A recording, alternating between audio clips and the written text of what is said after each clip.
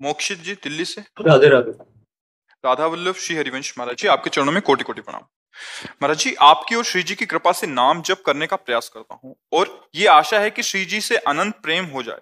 परंतु मन में एक प्रश्न आता है कि क्या मुझ जैसे अधम जीव को क्या कभी उस कोटि का प्रेम जैसा आपका श्री जी से है कभी अनुभव हो पाएगा? क्योंकि न ही मेरे पास आप जैसा महापुरुष का निरंतर प्रकट सानिध्य है और ना ही वृंदावन धाम। पर नाम का सानिध्य तो है ना। तो जिस नाम के सानिध्य से कोई महापुरुष बनता है वही नाम आपके पास है। जो महापुरुष भगवान के जो अंश हैं वही अंश आप में है। जो शरीर पांच भौतिक है वही आपका है। अंतर इतना हो गया कि आप संसार का चिंतन किए और वो भगवान का चिंतन किए। उस अंतर को मिटा दो, आप निरंतर नाम जप कीजिए तो भगवान के नाम का सानिध्य का मतलब भगवान का सानिध्य। भगवान के नाम का सानिध्य मतलब है नामदाता संतों का सानिध्य, क्योंकि नाम किसी न किसी संत के मुख से ही तो सुना जाता है। तो वो संत हमारे पास हैं हर समय। अगर हम राधा राधा रट रहे तो मानो वो संत हमारे पास हैं। क्योंकि आप गौर से देखना, जब आप राधा राधा रटोगे तो आपको वो झांकी उन्हीं संत की आएगी जिन्होंने आदेश किया कि आज अगर इनकी कृपा न होती तो ये नाम जप। तो सानिध्य हो रहा है ना। राधा राधा रटोगे तो अब वो हमारे अंदर और बढ़े, इसके लिए गलत आचरण से बचना पड़ेगा। तो सुधार अपने आप शुरू हो जाता है। हम अधम मानते हैं अपने को आचरणों में देख करके, है नहीं। हमसे अधम आचरण हुए। जैसे कोई शराबी है तो शराब के कारण उसको शराबी कहा गया है। अगर वो शराब छोड़ देता है तो आप फिर उसे शराबी नहीं कह सकते, क्योंकि ना वो शराबी था ना शराबी है। बीच में उसने शराब स्वीकार की थी इसलिए उसे शराबी कहा गया था। समझ रहे ना। ऐसे ही हम अधम आचरण करते हैं तो हम अंदर से सोचते हैं कि हम अधम हैं, हमारा कल्याण कैसे हो सकता है। लेकिन जब हम नाम जप करेंगे और अधम आचरण छोड़ देंगे तो हम वैसे ही हो जाएंगे जैसे महापुरुष हैं, हो जाएंगे ना। अच्छा, एक तो ये सिद्धांत हुआ करने का और दूसरे का है कृपा का। जैसे हम नाम जप कर रहे हैं, यद्यपि हम कभी भी उनकी समानता नहीं कर सकते, पर जैसे पारस मणि छू जाए तो जंगहा लोहा सोना बन जाता है। वो लोहा कभी मुकुट बन करके नहीं बैठ सकता था माथे पे किसी भी देवता या भगवान के, लेकिन पारस मणि छू गई और वो सोना बन गया और वो मुकुट बन के लग गया। लोहा कभी मुकुट नहीं बन सकता था, पारसमणि का प्रभाव। तो संत हैं कृपा में भगवान के पारसमणि, हमको भगवान के आभूषण बना देंगे, भगवान के सेवक बना देंगे, भगवान की प्राप्ति करा देंगे। कैसे? जो उपदेश कर रहे हैं उनको स्वीकार कर लो। तो जिन संत का हम उपदेश मानकर चलते हैं वो हर समय हमारे दिमाग में रहते हैं। ध्यान दीजिए, वो बाबा ने बोला था ये नहीं करना है, बाबा ने कहा था ये करना, रहना दिमाग में। तो संत सानिध्य है कि नहीं है? सही पूछो तो वही संत सानिध्य है। प्रगट में तो आप 2 मिनट 10 मिनट 5 मिनट, लेकिन दिमाग में आप हर समय सानिध्य। सच्चा सत्संग वो है जो हर समय आपके दिमाग में उनकी बात रहे। तो ऐसा ना समझे कि हम संत सानिध्य नहीं कर पाएंगे। संत सानिध्य मतलब कहा गया है दिन रात सत्संग करो। कहा गया है कि भक्ति कर दीप प्रेम करी बाती साधु संगति करी अनुदिन राती।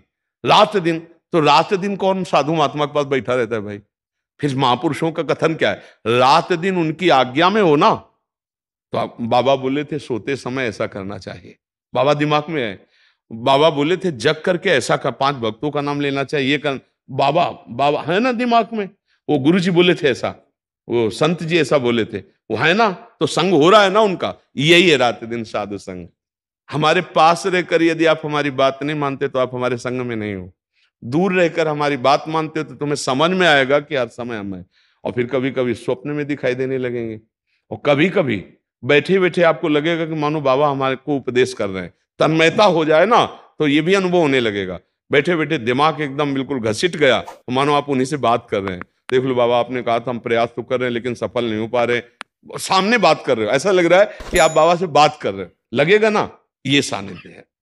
ऐसा ही धीरे धीरे भाव बढ़ता चला जाता है। तो आप ऐसा उसे नकारात्मक भाव में न ले, मुझे ऐसा कैसे हो सकता है, नहीं। और आपको सच्ची बताएं, जैसे स्वप्न में हमने 1000 कत्ल किए तो जगने पर हमें कोई सजा मिलेगी क्या?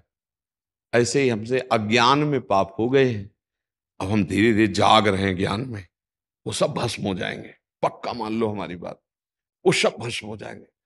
अब आगे हमसे गलती, जाग कर गलती होगी तो फिर केस लागू हो जाएगा, है भाई। अब जग का अवलो नशानी, अब ना नशइयो, अब इसमें सावधान हो जाए। तो अच्छे बच्चे हो, भगवान की बड़ी कृपा है कि इस अवस्था में आप अध्यात्म को समझना चाहते हैं, भगवान के मार्ग में चलना चाहते हैं, नाम जप करते हैं, तो आप ये हे भाव तो छोड़ ही दें कि हमको सानिध्य नहीं प्राप्त है। प्राप्त है ना। देखो सामने बैठे हो तो बिन हरि कृपा मिले नहीं संता, भगवान ने कृपा की है ना। और भाव में भी है, जो बात आप सुन रहे हो ये व्यर्थ नहीं जाएगी, क्योंकि धाम में बैठ के सुन रहे हो और सच्ची मानेगा। ये केवल आपके कल्याण के लिए ही श्री जी सुनवा रहे हैं। ना हमारे शरीर की सामर्थ्य है और ना हमारी बुद्धि की सामर्थ्य है।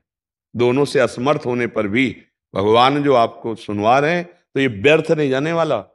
ये आपके अंदर घुसकर शब्द और आपको पवित्र करेगा और आपको बढ़ाएगा। यदि थोड़ी भी श्रद्धा है तो परिवर्तन करके रहेगा, निश्चित परिवर्तन करके रहेगा।